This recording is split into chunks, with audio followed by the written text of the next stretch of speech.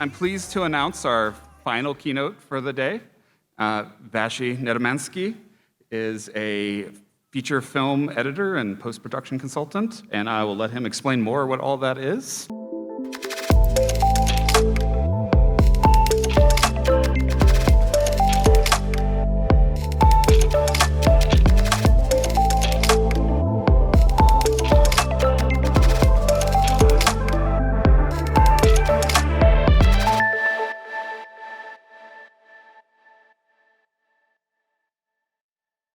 Thank you to everyone at Revolve CC for having me come out and speak about this. I know I was introduced as film editor, filmmaker. I'm from Los Angeles, and filmmaker there means you're a DP, you're an editor, you're a producer, you're a director, you have to do everything.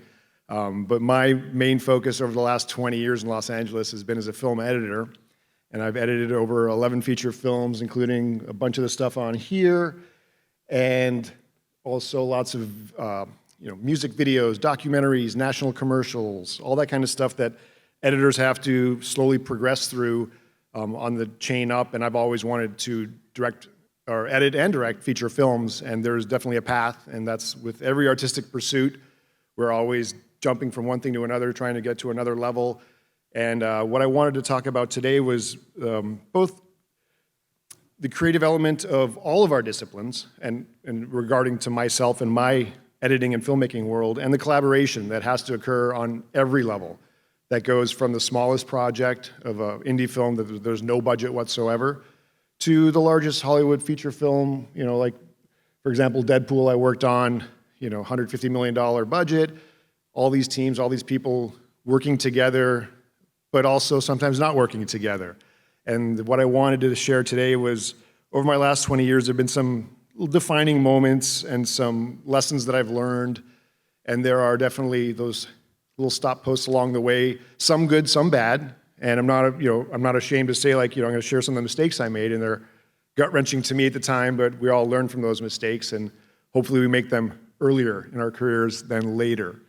So that's what I have planned for the next hour or so, and then please save up your questions if you have any, and I'd like to start talking about just again, the creative process and the collaboration in Hollywood between smallest production to the biggest production.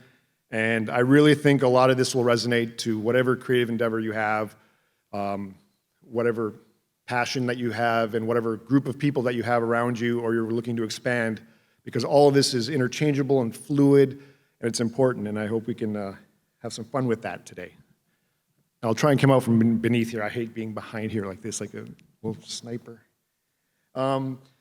My origin, I was born in Czechoslovakia, and I defected with my parents when I was 4, and we moved, and I grew up in Toronto and Detroit.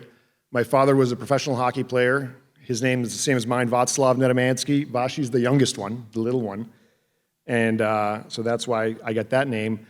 And then I played professional hockey for 10 years as well, and so I have this dual career going. I retired at 30 and then started an entire new career. But it wasn't something that I just picked up. It's something that I've been doing since I was 10 years old, 11 years old. And I think that goes for a lot of people. You don't just 40 years old, whatever, say, I'm going to be a painter. But if you can and you do, that's awesome. But I think a lot of it comes from different places and where you learn things and your first experiences, and you're flavored and colored that way. For me, coming over, my mother was a photographer, so I was always around her and her camera. She was always using me as a subject because I was always around. As an 8-year-old kid, she'd say, go sit on that stump, and then I'd sit there for half an hour. So I didn't understand photography the other way. I didn't know what she was looking at, but I slowly started piecing that together. And then with my father, the bare core essential of when I became a filmmaker, which is for me that term that encompasses all the aspects of what it entails to make everything from an iPhone video to a feature film, was it was like freshman year in high school, and I grew up here in Lower Peninsula, in Detroit, in Birmingham, in that area. And in my freshman year at school, I had a book report, and I asked the teacher, is there any way I could do a short film instead of a book report, a written one? And my father was playing for the Red Wings, and he was the first star. He had won a camera. Now this is a camera that, we're talking, the camera is, like this, it's on your shoulder. There's a VHS that goes into it, and that was a tool I had that I had to carry around, and he said, just start filming stuff, because he didn't know what to do with it. So I'm filming little holiday get-togethers and stuff, and that was the reason I wanted to film something originally. So I convinced my English teacher to let me shoot a short film. I cast it. I had people come over to my house. We shot in the backyard. I started recording sounds on a tape recorder. And then, like, the most incredible thing happened, and almost every editor that goes back that far has had this experience. And what happened was, I had the camera with the VHS in it, and I also had another VCR. And when I hooked them up together, I realized I could play part of one tape, fast forward or rewind it, then hit record on the other, and just play one chunk from one VHS to the other and record it in Scratch from the beginning. This allowed me to pick and choose any part of what I shot and put it on another tape. And this is obviously the fundamentals of editing, and it was something that I stumbled upon, and every editor I've talked to has said at some point they used two machines and somehow created something, crafted a little something, and that's where their start came from. And that was the moment that you realize you have the freedom, that decisions don't have to be linear, and oftentimes stories or the post-production process is not linear. You can start filming a movie with the last scene and then start in the beginning because the writer hasn't written the beginning yet. In editorial, we sometimes get the last scene or the middle scene. You never know where you're going to start and where you have to edit from and to. So you have to be really creative and collaborative, but you also have to be on your toes and flexible and adaptable to any situation. And I mean, I think that goes to every creative. You have to be flexible and adaptable and just shift when you have to and see if that helps your skill set. So after I made that first film, I was continued doing that. I was writing scripts. And during my professional hockey career, I was on the bus. I was the one writing scripts. Everyone else is playing cards and dipping and whatever, and I'm writing scripts and planning for the summer so when I can keep doing this. So when I retired from hockey, I was living in Los Angeles at the time. I retired and I said, I want to be a professional editor because I always knew that all the disciplines, and I think this goes in every city, editing is usually the only time you get paid because if you're an actor, they're like, oh, we just need you for a day, come in, your face, you look beautiful, oh, you're perfect for the part. And you get all pumped up. You're like, yeah, I'll come in, I'll do the day. And that could turn into 2 days or 3 days. Same with a DP. A DP has a cinematographer, has a new camera. Someone's like, oh, you got the new red camera, can you come just shoot this little thing for us? More often than not, the DP will be like, yeah, I'll come and do that. There's no pay. But once all that footage is acquired, once everyone has done everything, it's kind of hard to go to an editor and say, here's a whole bunch of stuff. It's not sunk up, there's no music, it's not color graded. Can you just like whip this together? It's a short film. It's only like half an hour. They don't realize that can take days or weeks to edit that into something that actually works. So I decided to start editing knowing that I could get small jobs and everything else and try and start a creative career where I was in control. Coming from the hockey world, one of the biggest changes I had to make was being a professional hockey player is a very aggressive position, no matter what role you play on the team, but it's sometimes hard to turn that switch off. And when you're interacting with people, trying to book a job or work on a job, I had to manually shut down the intensity so I wasn't threatening anyone or trying to be overboard. So that was kind of a hard switch, which again, I think it takes a long time to learn for some people, for me at least. I'll speak about myself. But so when I started doing the editing and starting getting small jobs, one of the questions that we were talking about earlier with some other people was, and it's one of the first points in lessons, is when do you take a free job? Like, when is that an option for you? And, speaking with 20 years of experience, I cut it down to, I'll take a free job if it's working with someone that I respect and I want to have a creative relationship with and work on other projects together, or if I want to improve my skill set or work on a project that will be good for my reel, which will hopefully get me further jobs because it's an important job or whatever. So in my viewpoint, there are times you should take a free opportunity to take a job on. Again, it's up to you, but I think there are places when it can benefit you, when it can move you a little bit forward. The other thing I learned working free is if you make a mistake, you're kind of off the hook.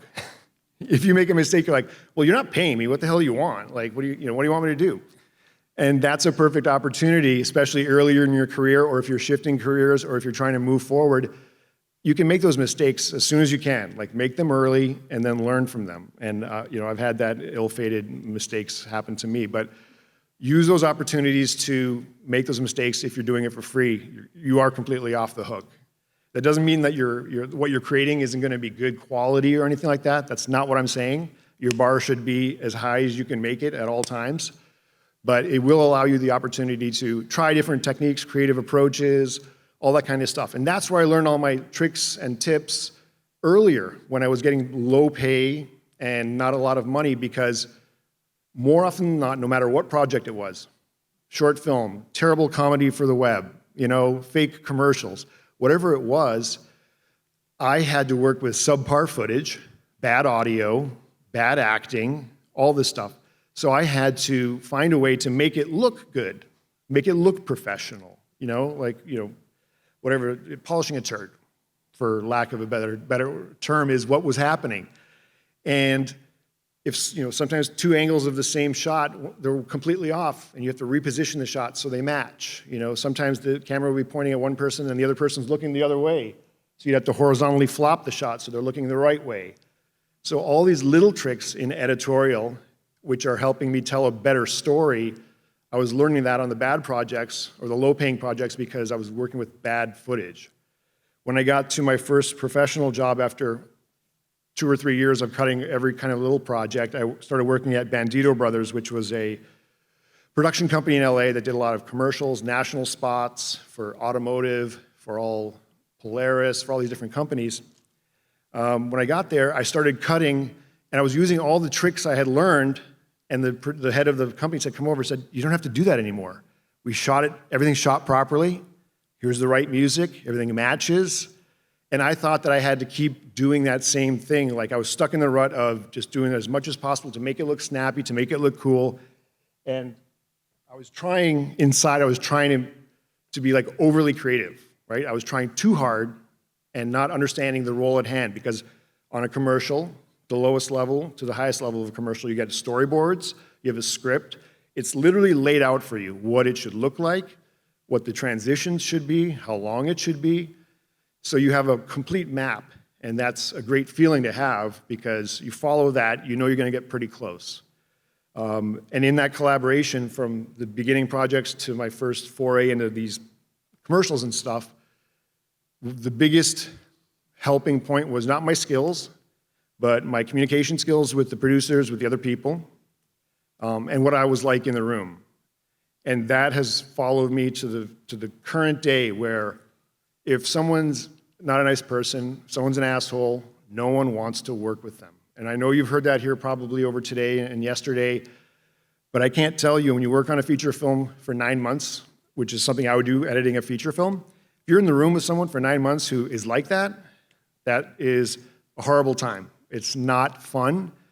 The creation and collaborative process doesn't move forward too much, and that's frustrating, because when you spend that much time and you're away from your family, or you're away from your loved ones, or whatever you're doing, you want to have the best time when you're doing it, and be creative and contribute to the process, and you don't want to be dealing with that kind of stuff. So that was something, again, just little random thoughts as I'm going, but that's so critical to have, to be a good person, to try and be helpful to the team, and move that forward. I'm going to just play you a little. One of my first jobs was cutting a VW campaign, which was 4 spots, and I'm going to play this right now if we have the audio. And this is just one of the 4 spots, and it was for VW national campaign, so it's playing in every country, it's playing all around the world. And here's just like the teaser for it, and this is something I cut, and I'll tell you what happened after. So here we go.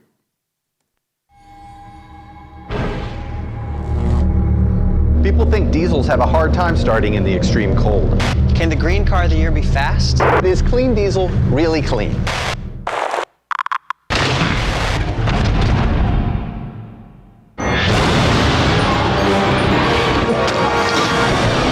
why do we need a space blanket? Because they use them in space. What?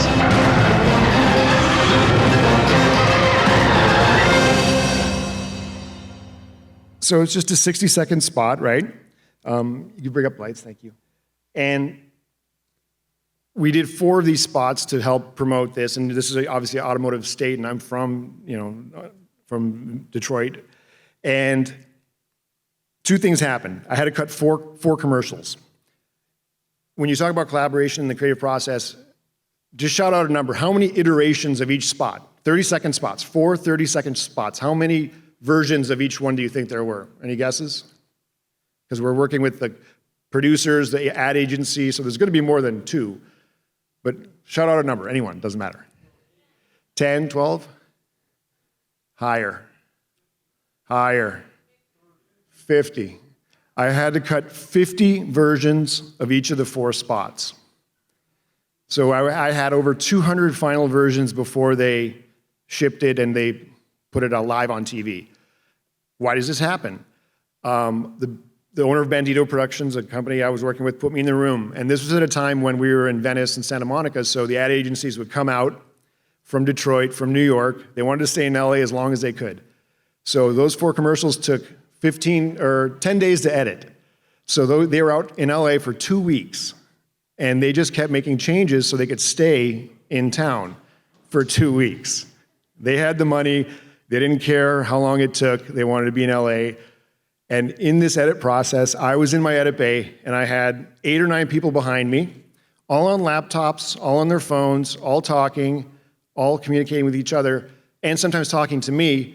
And my job is to filter out a communication between each of them, or they're calling their parents or their son or whatever, and when they're calling out a note to me, which I would have to address, notate, make a new sequence. So I had a version of someone called something out, and notate who made the change. Because everyone was like, that's my change, my version, mark it down.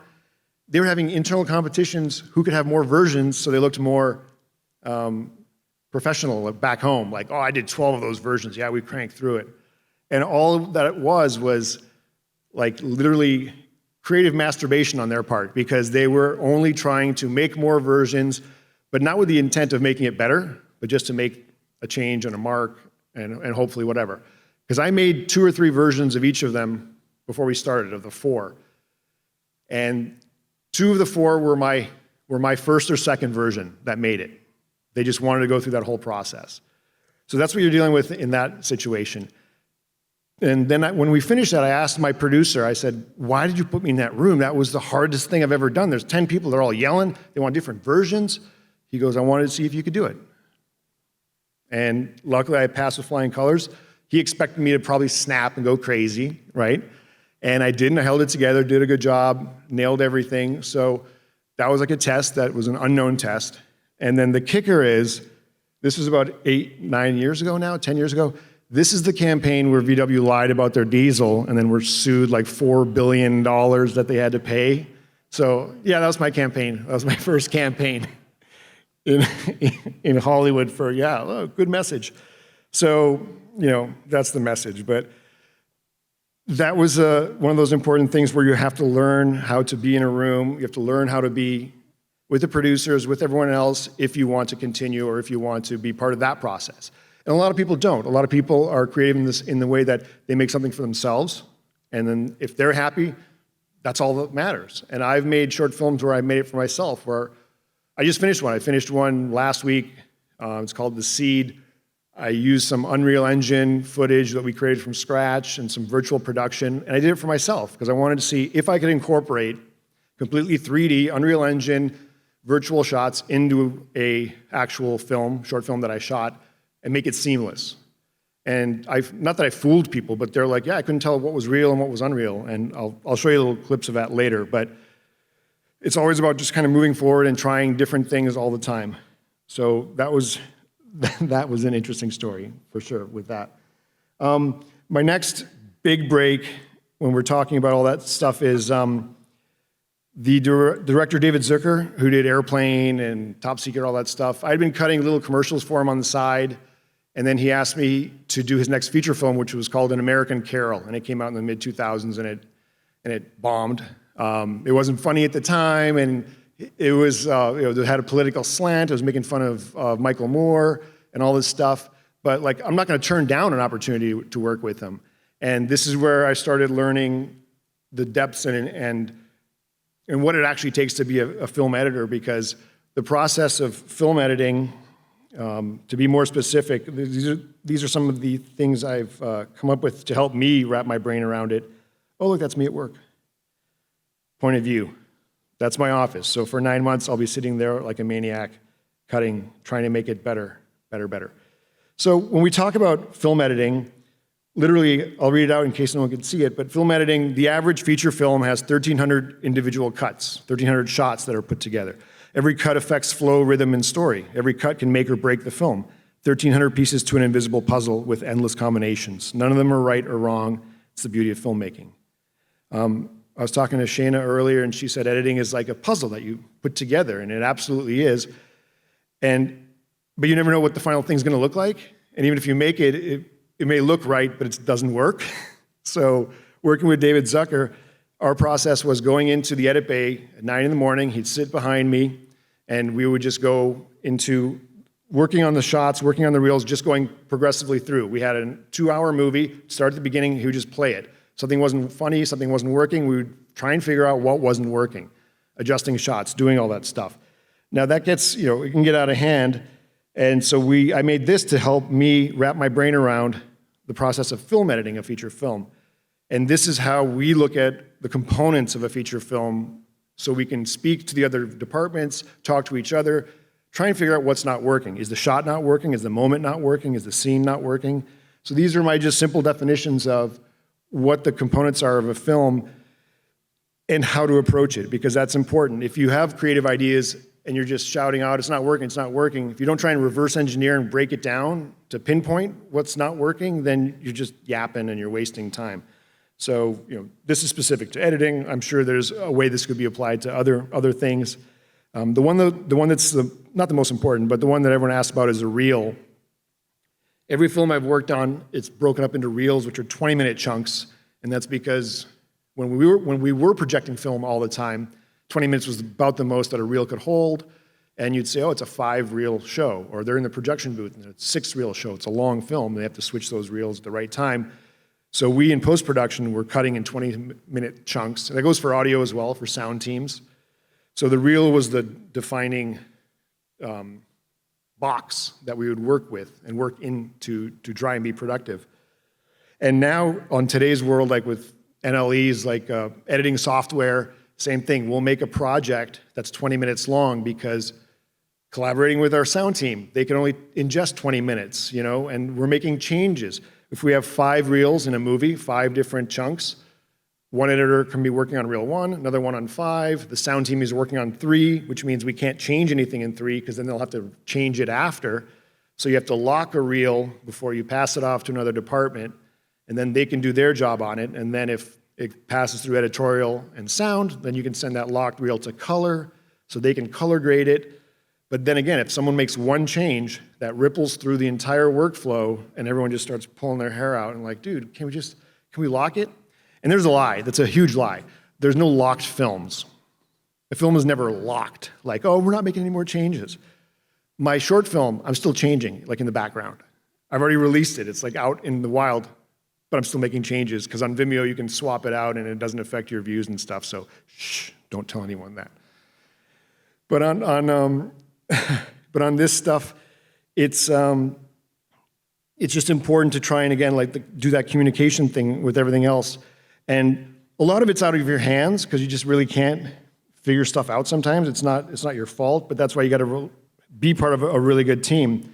The way I approach creativity is I made in this highly technical, high definition scrawl is things that are important to me and things that I use to ingest to help force my base to grow. So film, I watch probably 1 or 2 films a day, no matter what I'm doing. I'll make time for it. I'll do different genres. I'll do things I've already watched. People like Martin Scorsese, when he's editing in his edit bay, he'll have TCM, Turner Classic Movies on in the background, no sound, and he'll watch between what he's editing and what's he actually playing, and then he'll tell his editor of 35 years, Thelma Spoonaker, oh, that's a great shot. Watch, the shot coming up is amazing. We're going to try and do that here and there. So his brain is working on another level, but he's always ingesting this stuff, and he's creating a digital library in his brain of things that appeal to him and things that can be cataloged internally and hopefully pulled out later. So experiences, that's the one thing that a lot of creative people, especially in filmmaking, don't get to do is because we're stuck in a cave, we're stuck somewhere in a locked room. We don't get out, we don't go for a walk. We don't do something with our family more often than not.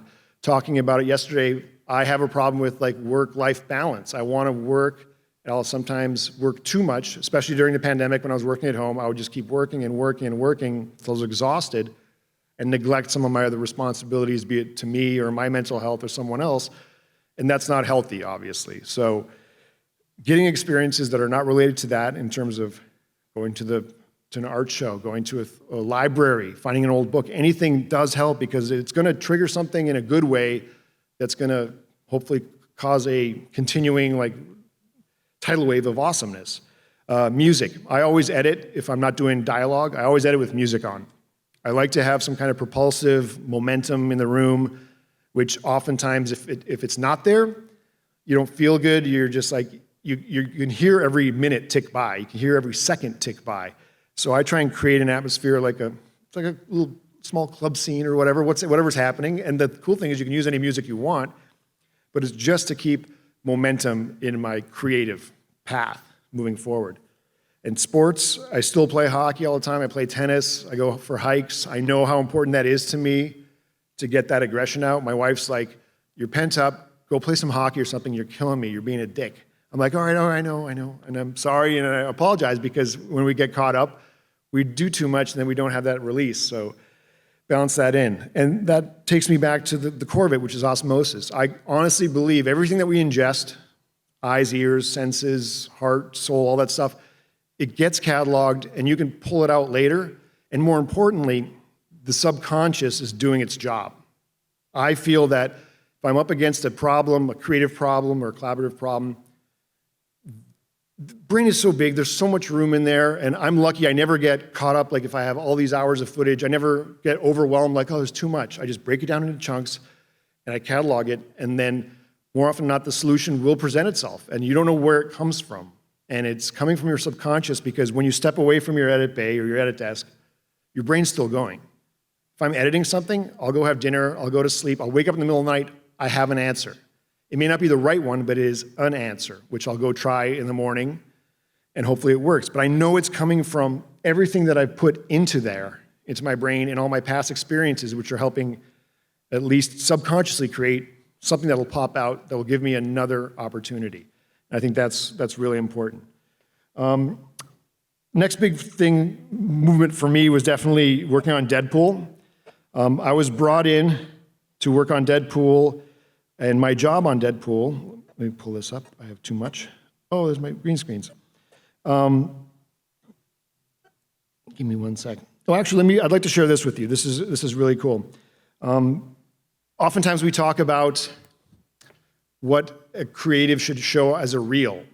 You know, editors ask me, what should I have in my reel? And usually it turns out they take everything they've worked on, they put a whole bunch of quick shots together and put like a song on top, and they go, there's my edit reel. And I'm like, I have no idea what your goal is or what your message is or what kind of editor you are. It's always good to have, for editorial, like if you're a feature or narrative, have a 2-minute scene where 2 people are talking or something happens where you can watch it from front to back, because fast-cutting stuff from different projects with a cool music track doesn't tell the producer, the director, anyone what your capabilities are. And I think that goes for anything else. You don't want to overwhelm. You want to just be clear, concise, and elegant with your delivery and say, here's something I edited, and be proud of it. Even if you haven't made something. I had to show some really bad stuff that I've cut, but it was a 30-second commercial, and it was front to back, and I did the whole thing. So it was something that I represented. Working on, Danny Way is a skateboarder. I don't know if anyone knows him. He used to do the X Games, and he did this mega ramp, which was this giant ramp that's 150 feet high, and it goes down and ramps and lands on another ramp. It's insanity. My friend was directing a documentary on Danny Way, and he asked me, he said, here's the X Games in Los Angeles. Danny Way skated like 8 hours and 2 days, crashed all these times to get in preparation. He was trying these new tricks and jumps, and he just kept crashing, and he couldn't nail it. And my friend asked, can you cut like a 1-minute piece that I could show the investors and other people, like, something about Danny Way's spirit, how he approaches this technical challenge that he has in front of him, skateboarding. And I always thought that, I'm like, yeah, I'd like to do that.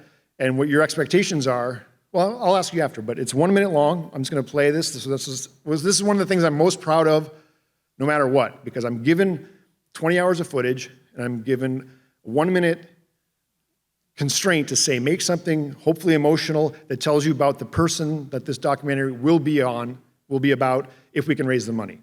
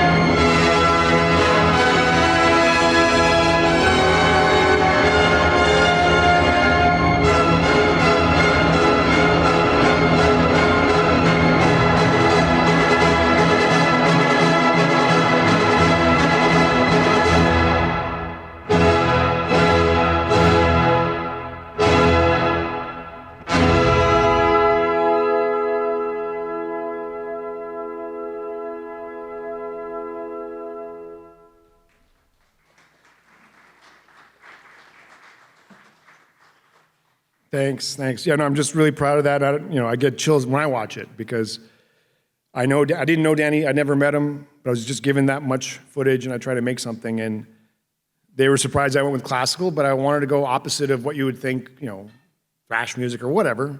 But I just wanted to make it emotional, and I was just really proud of that. I wanted to share that to you, and that's something that it's a 1 minute piece, and that's what I'm trying to say. You can make something to show in 1 minute that hopefully either reflects your work or reflects that you understand the project that you're being looked at for, like you're tailor-making something for something else, or if you're looking for a job, you have this kind of thing. I like biographies.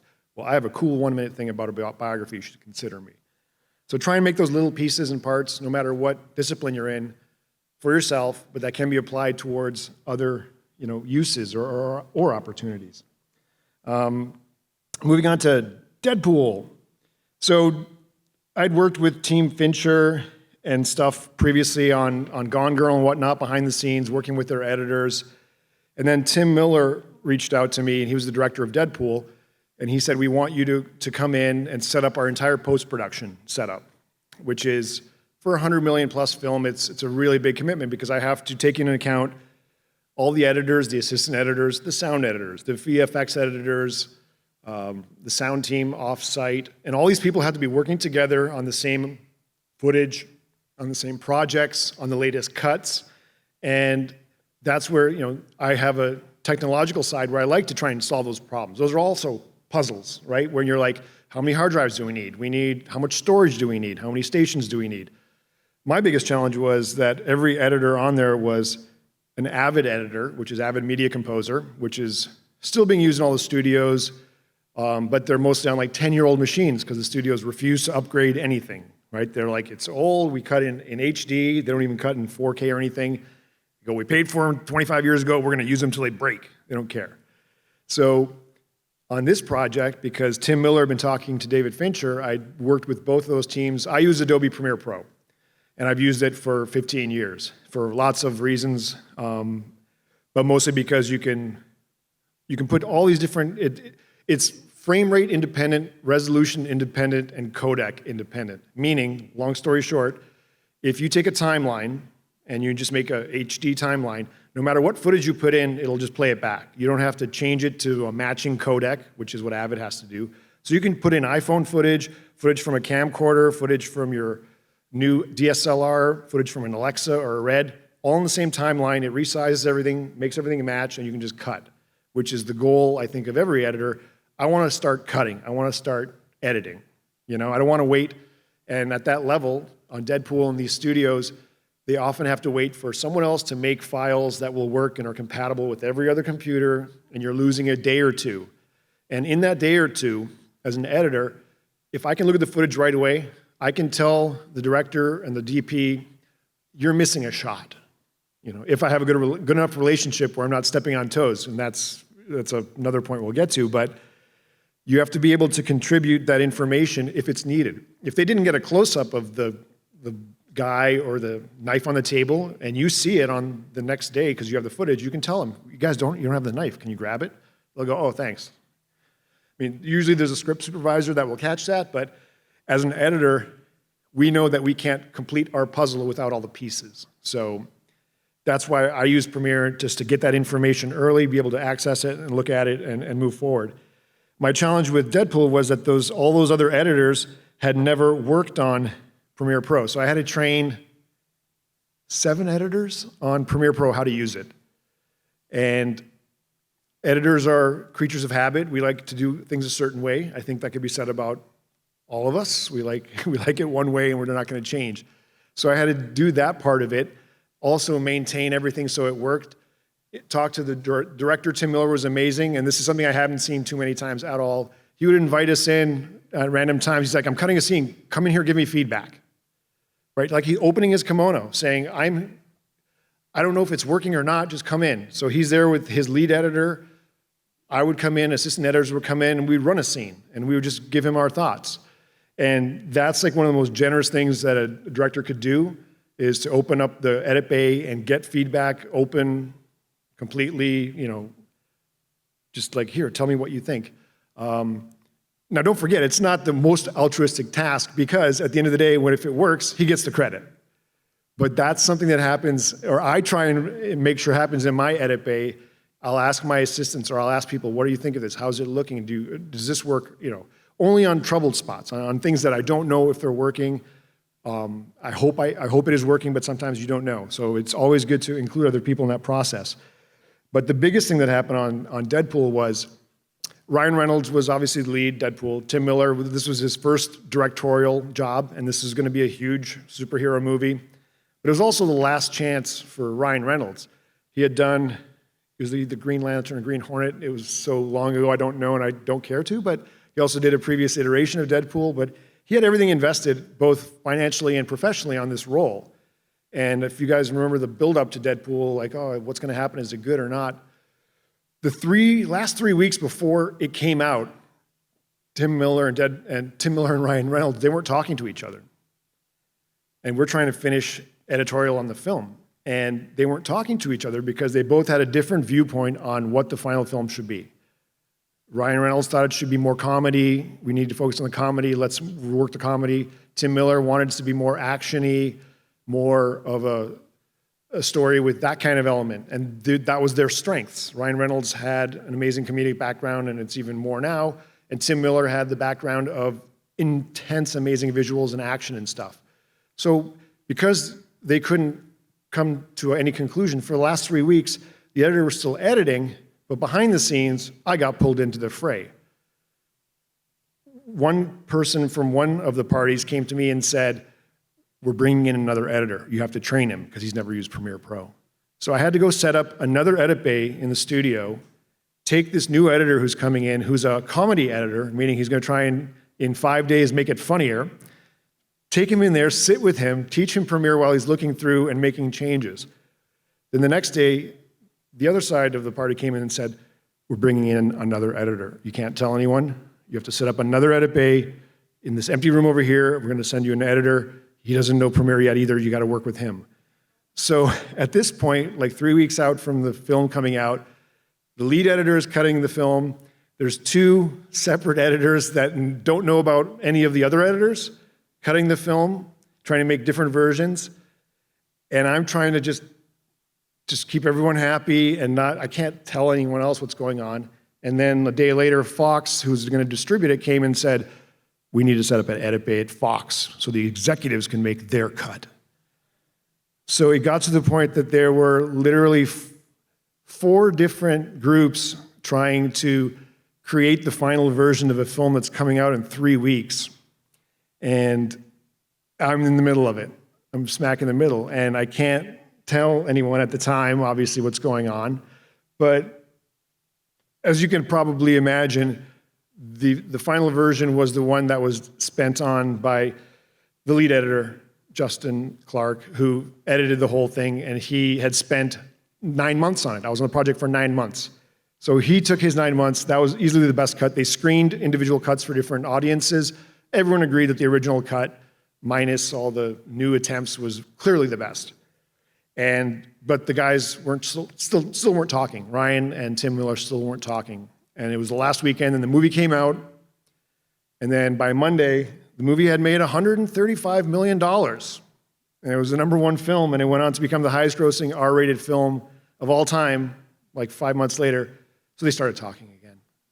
So that one has a happy ending, but the politics of the edit room and the politics of post-production is another component that I had to learn that was completely foreign to me, because you can't step on people's toes. Back to David Zucker, it was my first time editing on a huge stage. It was a room like this, and we took the final film in to Warner Brothers to do the sound mix. So I'm sitting with David in the back of this room. There's 4 or 5 sound technicians that are mixing and adding effects and doing the levels on the fly, and we have a huge screen that would be the size of a projection screen. And it was my first time in the room, and I knew the sound inside and out, and these were all the professionals. One of them was Steve Flick. He did Indiana Jones, so the sounds of the punching of Indy's punch, everyone knows, and the guns. First thing I did was like, hey, Steve, can you tell me how you did the gun in Indiana Jones and the punch? And he's like, what are you talking about, kid? Like, beat it. Like, get out of here. That's like an industry secret. And I was dumb enough to just ask him out of the blue, hey, how'd you make that punch? So that was not good. Like, I was out of my place. I shouldn't have asked that even. But then when we started doing the sound mix, I noticed that there was a scene where someone gets slapped, and it was off by a frame. Like, I'm a musician, I'm a guitarist, I have really good rhythm, and I could see it. Like, the slap was off by a frame. So it was my job or David's to say stop, because we want to make a note or say something. So I said stop. I said, yeah, the slap's off by a frame. And literally all 4 guys in the front row running the machine turned around, and they're like, which way? I'm like, it's 1 frame early. 1 frame early. And then they ran it back in slow motion, and sure enough, the frame was off by 1 frame, and it was early, and they should have caught it. But what I didn't realize was I just embarrassed the room, right? I was right, but I was wrong. And so Steve Flick, who was running them, the head guy, Oscar-winning guy, he was pissed because I called out his guys. The 4 guys that were running the board, they were pissed because they missed it, and everyone was pissed at me. And looking back, the politics of the room, the politics of post-production, the politics of the creative room, had I just said, hey, can we look at that slap? I think it doesn't feel right. Something's weird about it. Can we just look at it? I don't know. Maybe I'm wrong, but can we just look at it? They would have been like, oh, it's 1 frame off. Yeah, we'll just slide that. We'll fix that real fast. Could have done that. Didn't. Said, yeah, it's off by a frame. It's too early. Bad. So that's, again, those are things that we have to learn along the way, and it's sometimes, it's not easy. And I'll give you, let me get to Deadpool here. I just want to show you some of this stuff, because this is interesting to see, and I really haven't shared this before.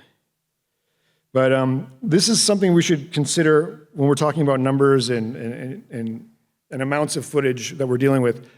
When we started editing Deadpool, 555 hours of footage.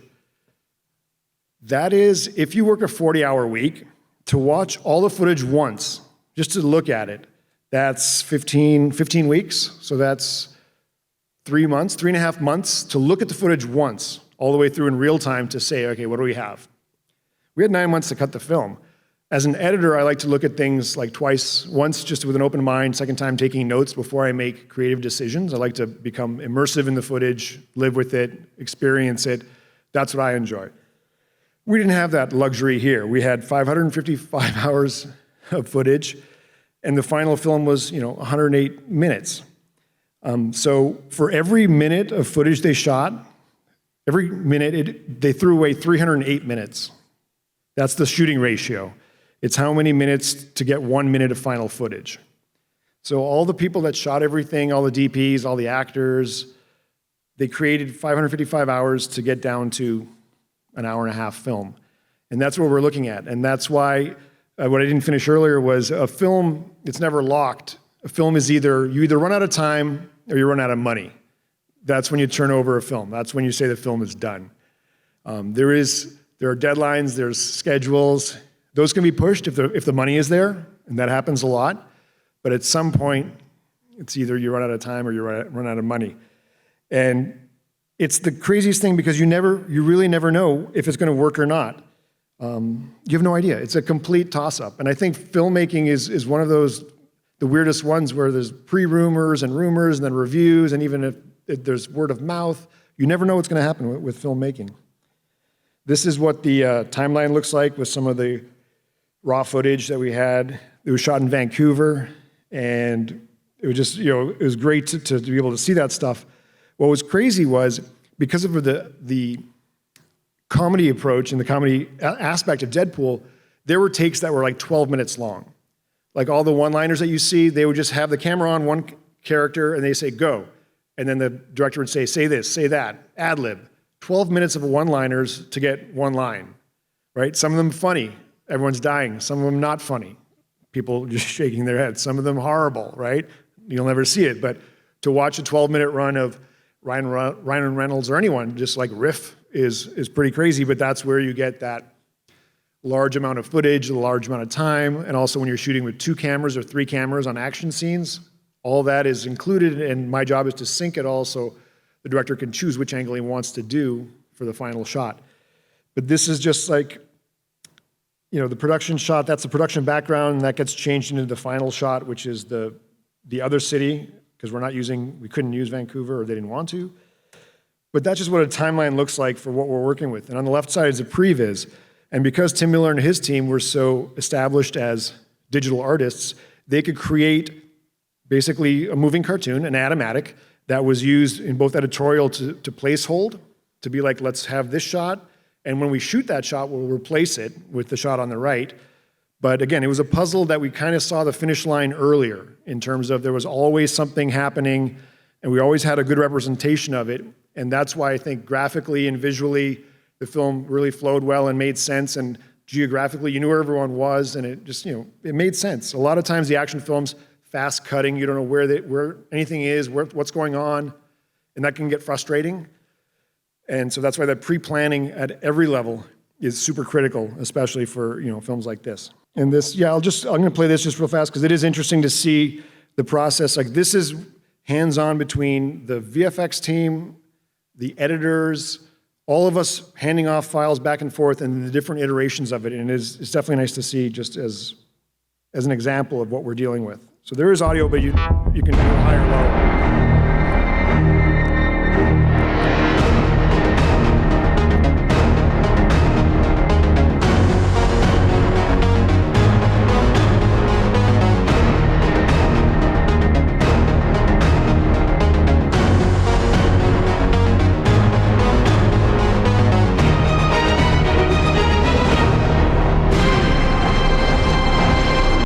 So basically in that shot, the only thing that was real was Ryan Reynolds and the backdrop. They built a bridge, they built the highway underneath, all the cars were digital, and that's the level of accuracy and photorealism that they can do these days, and that was 5 years ago, So never trust anything in a movie, it's all fake, except if it's real, then maybe. But even that's difficult to deal with.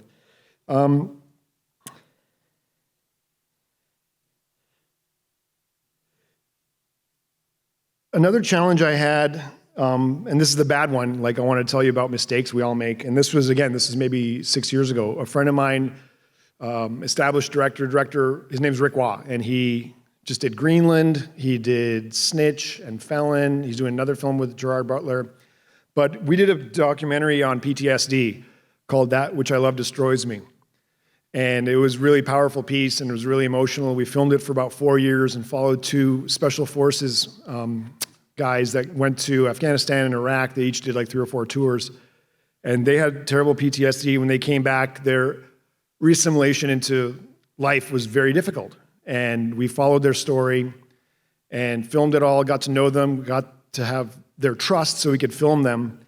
And the final film was getting close to it, and Rick went down to South by Southwest where they were screening it.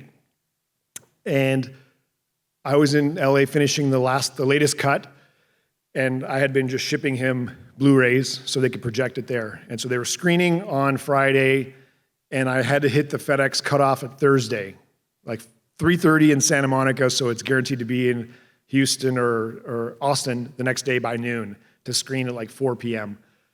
And I finished the cut, burned the Blu-ray. I knew I didn't have time, so I just took the Blu-ray, went, made the cutoff at like 2 minutes. Felt great. I was like, oh my God, it was awesome. I did it. Next day they get it. He goes, it's a coaster. I go, what do you mean? He goes, it doesn't play. Did you test it?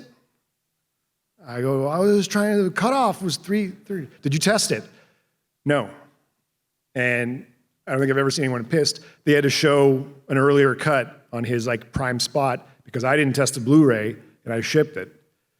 And when it comes to, I think at any level, like having the humility to admit it is one thing, but having your bar as high as you can to say, I gotta test everything. Like quality control in this industry, especially in Hollywood, is second to none. You might get one chance like that, like one maybe. I could have been fired on the spot. He could have been said, you're fired. Completely in his right. And I would have not said a word because I'm like, yeah, I absolutely fucked up. I sent you a Blu-ray for your screening that didn't work. That's on me.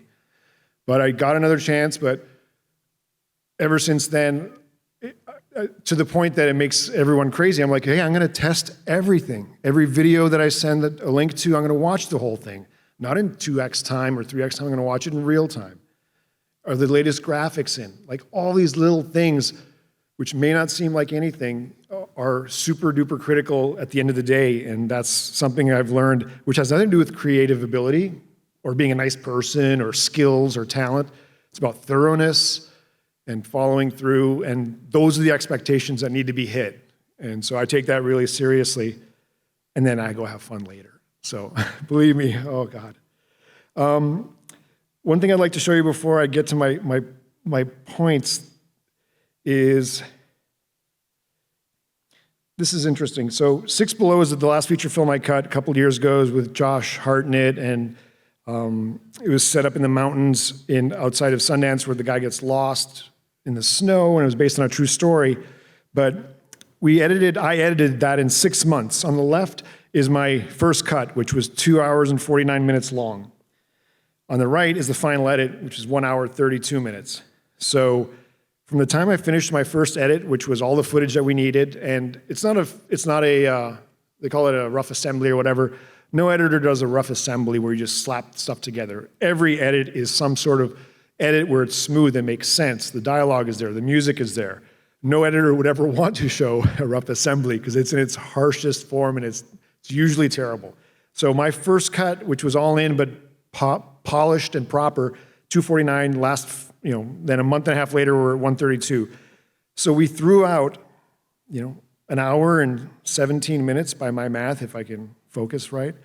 But we threw out an hour 17, so I spent all the time to build it, but then we had to take it out because it wasn't helping the story, and it was slowing up the story, and it was making it too long, and it was making moments that didn't need to be there in there. And in editorial and in other disciplines, we call it killing your babies, a horrible term, I know. But it's just like you have to make sometimes savage cuts and savage changes to your project if you want to tell the story. And that's something that, it hurts to take an hour and 17 of your work out that is working. But if the director or whoever says, not working, we got to get rid of it, you don't have a say in that matter at that time. So I've got a couple things here. This should be, again, this is for film editing, but I hope that some of it transfers over to your creative discipline or your collaborations. Number one, self-explanatory. Number two, don't assume a shot or cut won't work. I can't tell you how many times someone comes in and says, oh, you should try this shot or that shot, and I'm like, I know how it'll go. This is my show, this is my project. Every time you don't offer that other input in or try something, you won't be surprised. And those surprises are magical oftentimes. So don't be afraid to just get locked in and just think that it won't work without even trying it. Don't forget to save and back up your work often. I can't tell you how many times we've lost work, and that's on you. That's your fault if you let that happen, if you don't have a backup or a second backup or a third backup. And trying to move forward creatively and like get to the end of a day or whatever without doing that, again, that tip has nothing to do with skills or talent. It just has to do with, do you want to redo the work? And I hate when I crash or something and I didn't save and I have to rebuild something. It's just the worst feeling ever. Don't get cocky when getting notes. This is that political atmosphere of working with producers and directors and other people where when you're given notes, you can take it as a personal attack. And that's a very immature and amateur way to look at it. When you're given notes, first thing you should do is let it sink in, think on it, say, yes, I'll think about that, whatever. Look at it, look at the notes. They could be better. You don't have to apply every note, but you do have to consider every note and not be defensive right out of the gate. And that's only if you want to have another job on another show, because that's the whole thing. No one wants someone that's just barking back on everything that you say. They're not going to last. And to be honest, Hollywood is a really small town. When it comes to post-production and some of the higher-end projects, it takes one phone call, and this is for life. Hey, what do you think of this person? Oh, you don't like them? Why? Okay, cool. I'm not going to hire them. It's one call. It's your word of mouth. It's your reputation. And that's something that you can control with good decisions, with being amenable, working hard, contributing to all that, and being, part of the team. So, I think I need 5 minutes to get through this, which is, over the last 20 years, these are just probably the 10 most important tips that I've kind of distilled down into what has helped me become a better film editor, filmmaker, creative, just someone who can contribute to a project or a process and make a difference. So I'll leave this up and I'll talk through it real fast, or as fast as we can. But this is definitely, the most important parts to me. So number one, think team first, individual second. You are part of a team. You have a role. The best example I can get came from playing hockey. On a hockey team, there's a goal scorer, there's a playmaker, there's a goon. When the goon says, I'm a goal scorer now, and I'm going to go try and score goals, the team falls apart. The goal scorer wants to fight everyone, you're not going to score goals, you're going to lose. Think of your role in that team and think about the team first. It's not like a socialist thing or a communist thing, it's just a common sense thing. Like we all want to get to the same finish line, the end goal. Be proactive in your tasks. There's oftentimes on a movie set and in a film production, post-production edit bay that you might have some free time. Like you finished your task, but like with life, there's always something you could be doing. You can be getting in front of, you could be prepping for. And it's really easy to see when you go office to office in these huge studios that have hundreds of little rooms and nooks and crannies. It's easy to see when someone's not working or whatever, and like they're not trying to get ahead of the next problem. And that prepping for the next problem is what gets everyone ahead in that system. And again, if you want to work in Hollywood or if you don't, those little things of like solving a problem before it even pops up is something that is so helpful when there's so many problems every day. So consider that. Don't burn your bridges. I've met so many people I hate or don't want to deal with and have been burned by. But if you burn your bridge with every single person that double crosses you or backstabs you, then there's no bridges left. So pick your spots. That's definitely one of those. Triple check your work. I've learned that now, a couple of times, and I will now triple or quadruple check my work. And again, that attention to detail is critical at the highest level and at every level if you take yourself seriously. Pick your battles is the same thing. There are times when you want to bring up something but just find the right time for it. And again, it's so weird because a lot of these are the political components and the working in the room, working with other people, trying to find the right spot. It has nothing to do with talents or skills, which you can grow yourself, you can create yourself, you can hone yourself.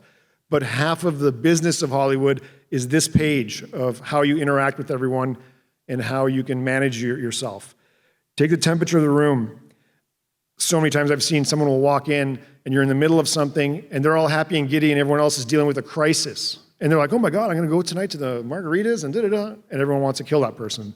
So again, just take the temperature of the room, know what you're stepping into. Follow the chain of command. Just like in the military or anything else, there are certain things you should do, and there are certain people you should talk to, and unless you want to piss someone off, then try and stay within that. You can't just go to the director and say, my assistant, I don't like him or her. You have to talk to your post supervisor, which is the someone above the editor, but in between the producer and the director. So it helps to keep everyone in line, and you can actually solve problems better if you just keep it internal, and you don't want to call anyone out, if you can. Know your role, own your role. Same thing. You're being hired, you're working on one set of problems. Try and solve that first before you try and get helpful. A nice way to put it, with something else.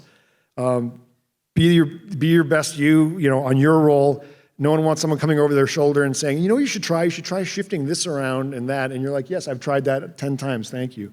So it's just, doing that. Approaching challenges from new angles. So many times I've either come up against a wall where I'm struggling and I keep using the same technique.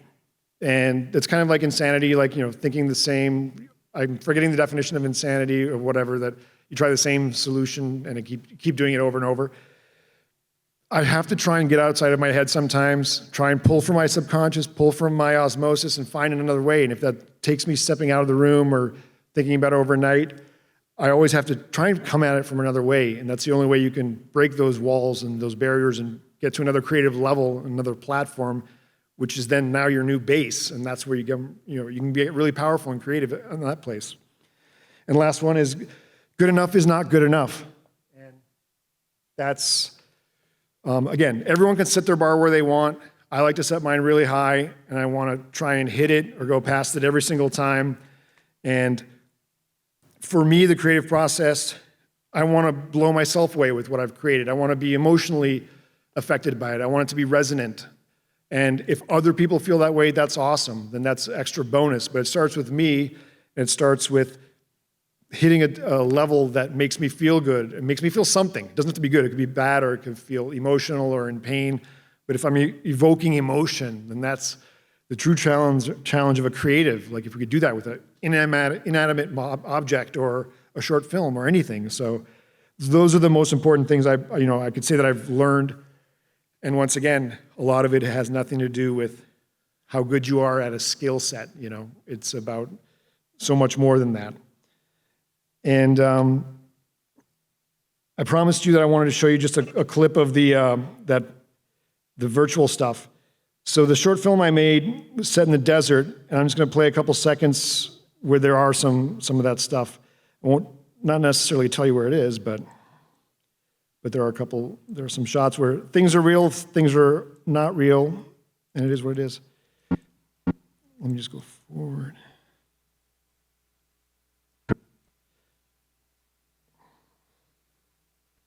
So I'll just give you like 30 seconds. The good news has been reduced to finding some shade and my next scrap of food. But this mission, maybe this mission is something real. Like a reason for me to hope. Like the chance to save this floating rock I call home. I need to find her soon.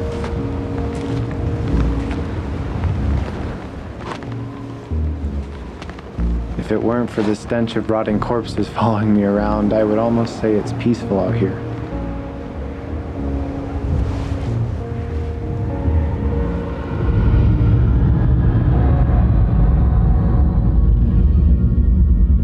Maybe because it's clear to me I'm more alone than I've ever been.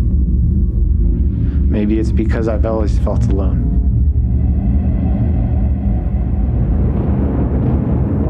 So that's just a quick little peek. But there were 3 shots in there that were completely created with Unreal Engine that were photorealistic. So that's something that I'm looking forward to in terms of like moving forward and moving. My last point is basically trying to find new solutions or embracing new technologies to try and creatively make a leap and bound that is exponential or a level-wise. And for me, that's something that I can control at home or do with the right artists and forming the right collaborative group that I could bounce these ideas off and say, like, help me make this, and then see where we can go and be at the forefront of that technology and the creative storytelling process. So I think that's, time-wise, I think we're good, but if anyone has any questions about any of this, of the process or the editing or filmmaking or Hollywood in general, then I'd love to hear what anyone has to say. I'm not sure where. And thank you for your time today, because I know it's been such a long day for everyone, and you made it all the way to the end, so thank you. I really appreciate it. Hi there. I've got a quick question. I'm over here, on your right. Am I right? Oh, there we are. Yes, please go ahead. I'm just curious, does hype or fandom get in the way of any of the projects that you work on? Like, I'm a Star Wars fan. If I was working on Rogue One, I would have a hard time working on Rogue One. You'd have a hard time working on a Star Wars project? I would, yeah. I would struggle with it because I love it so much. Right. Oh no, it's really hard to get on. Like, you can't pick and choose your jobs very often. You either have an agent or it's mostly word of mouth. 90% of my fellow editors or people in the guilds across all the disciplines, it's word of mouth. They're like, who's a good VFX artist? And so you get a list. All right, I'll take that guy. How's your editor? Are you working with your editor? No? Send him my way. The agents do very little. So it's a matter of, if I wanted to work on, a film like that, I'd have to know someone to get in there. So it's not easy to get on that kind of thing, if that helps at all. Like the only time it did work for me is I cut Sharknado 2, the second Sharknado film, also the best Sharknado film. Thank you, indisputable. And I knew the leader of, the head of Asylum, the company that made it, and I said, I want to cut Sharknado 2, because the first one came out, and they were going to make the second one. The second one turned out to be the biggest one. And I took it for two reasons, and this is an important point. I took it because Jaws was the first movie I ever saw in a theater, in a drive-in, and I was scared ever since, so I said I wanted to cut a shark movie. And more importantly, the Asylum, say what you will about them, they put out 20 movies a year.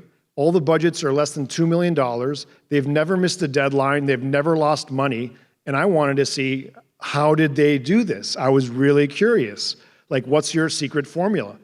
And working on Sharknado 2 for 2 months, I found out their secret formula was organization, that every project is labeled completely, they have a Bible of how it should be labeled, the video files, the audio files, where everything is stored for every project. It's the same for every film. So any editor, VFX artist, sound mixer can jump into any project and right away see where everything is and then go in there and fix it or sweeten it or make it better. So they had a complete organized system that everyone bought in on, and everyone could help out with everyone else's project without having to ask, like, hey, where's the scene and where's the music for this scene? It had to be on track 7 every single time on every project. So my takeaway was, critical for an editor, be organized, be super organized, be extra super organized, and you're only going to be more efficient and finish your date quicker and be able to turn that over to the other team members. Any other questions? Sure, in front here, in the middle. Get the mic, thank you. So, obviously, you've worked in both the film and commercial realm. I'm just wondering, is there anything different about your process going into, or I guess your approach going into one of those projects for either one? For film and commercial. Like, is commercial, there like a difference? Yeah, totally. Commercials are quick turnaround. Like, for example, VW commercials, technically those 4 30-second spots should be done in 5 or 6 days. It took us 10 because of the producers. But those are turnaround really quick. Instead of 50 versions, they're usually 10 or 12. But that's a quick turnaround, meaning you get, for a 30-second spot, you usually get 5 or 6 hours of footage, maybe 7 hours. So you can look at it all, right? You can quickly mark stuff, say that's a great take, match it to the storyboard. Those are quick turnaround.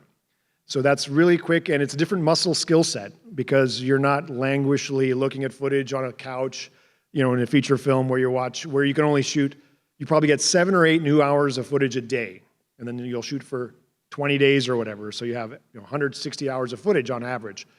So on a film set, you have more time to work with it, but each decision is kind of bigger because every edit you make in a feature film ripples forward and backwards and affects the shot previous and after, and that could really fall apart. We've all watched a movie where there's like one bad cut, and you're like, what just happened? And and you're completely taken out, and the illusion is gone.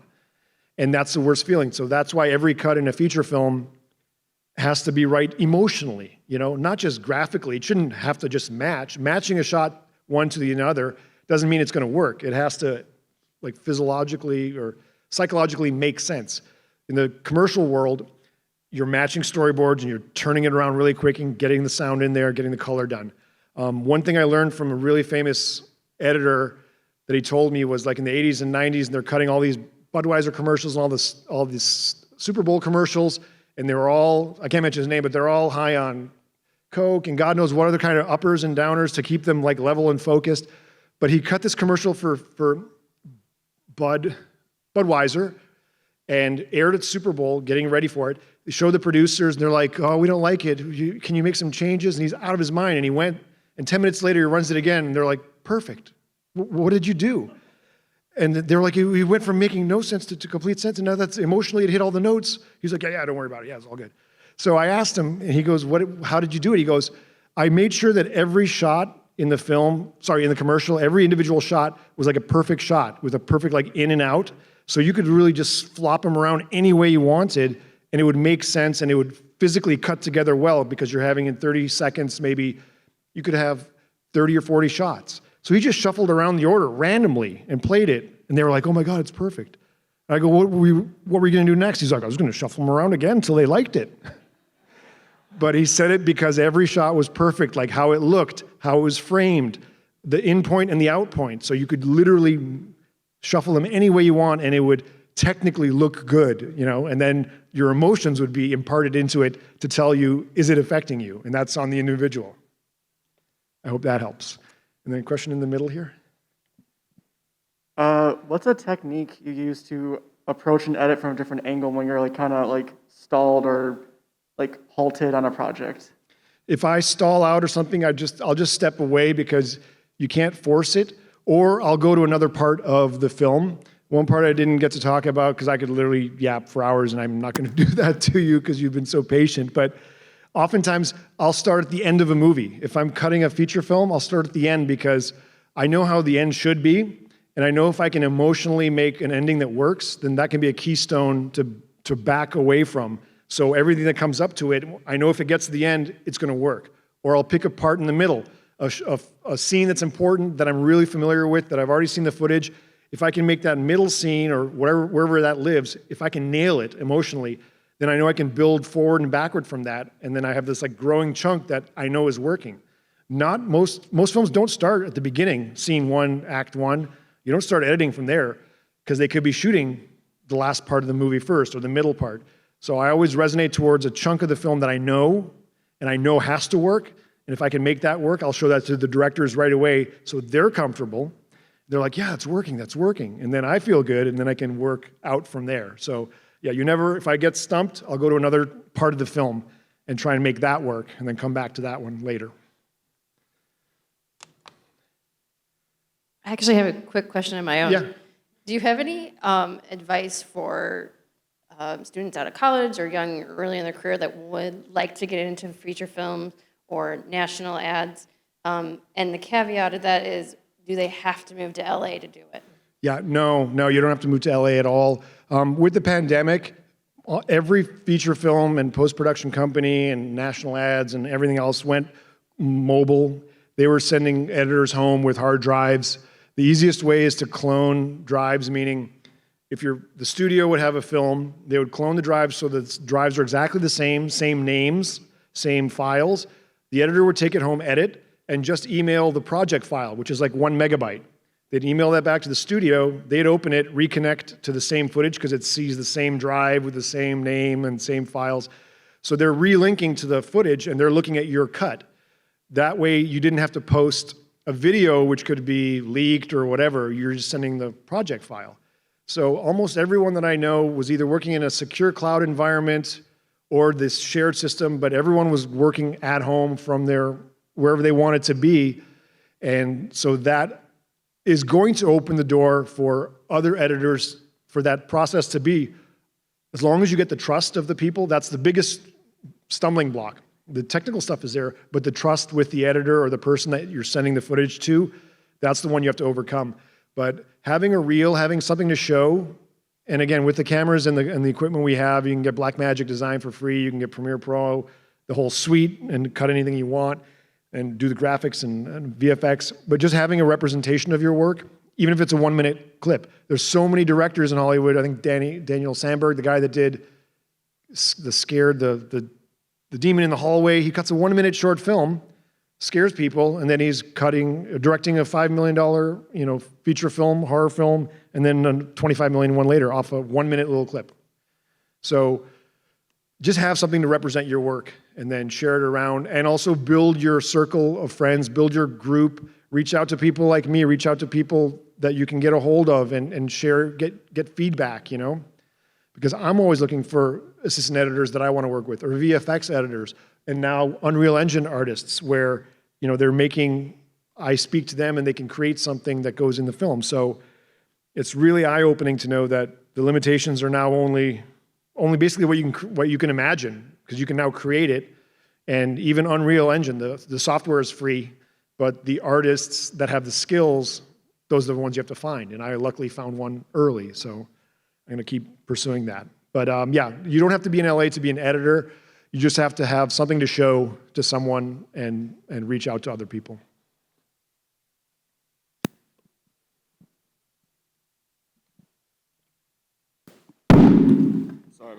Sorry about that. So I know you talked about having a good highlight reel. What makes a bad one makes a Sorry, good one. I couldn't hear the speakers going the other way. I got to. Oh, sorry about that. You were talking about what makes a good highlight reel, having something that represents you. Yeah. But what would you say is what would you want to have in there? Sure. What makes a good highlight reel? Sure. Again, it's different for every discipline. For an editor, if it was the minimum you should have is if you're an editor and you're cutting narrative, meaning you're telling a story, have a 1-minute short film. Have a complete standalone piece on that reel, even if that's your whole reel. No one's going to watch a 12-minute edit reel.